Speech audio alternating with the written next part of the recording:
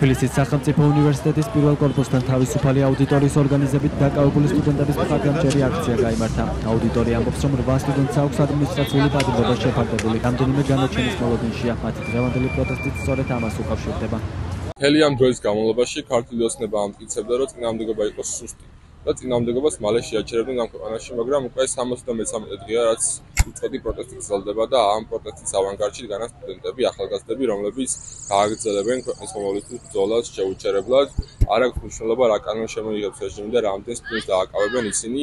დღესაც იმართება ამ დაკავებული სტუდენტების მხარდასაჭერი აქცია, მსვლელობა, რომელიც გაიმართება პარლამენტისკენ და ასე გაგრძელდება ბოლომდე, იქამდე სანამ ახალგაზრდები სტუდენტები არ დაასრულებენ რუსულ რეჟიმს ამ ქვეყანაში.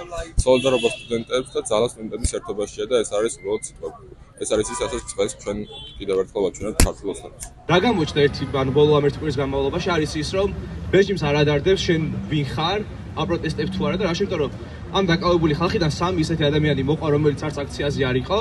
გავლით მოხდა რუსთაველზე და აკავეს, ანუ ეს სასახად იმის ნიშანია, რომ მე პოლიტიკა არ მადარდებს და თავარი საჭმელი მქონდეს აღარ ჭრის ამათთან. გაივლი რუსთაველზე და აკავებენ, ანუ ამაც არ აქვს მნიშვნელობა.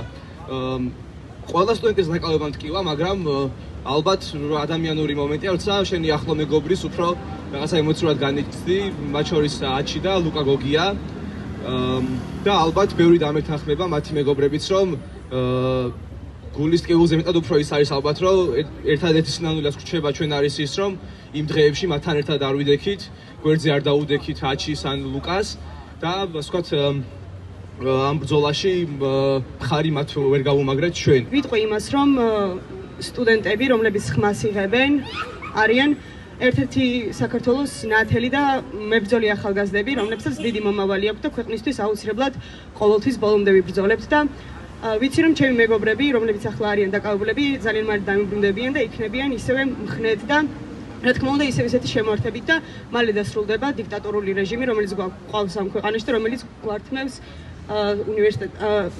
გვართმევს სტუდენტებს და ძლიერ მებრძოლ ახალგაზრდებს.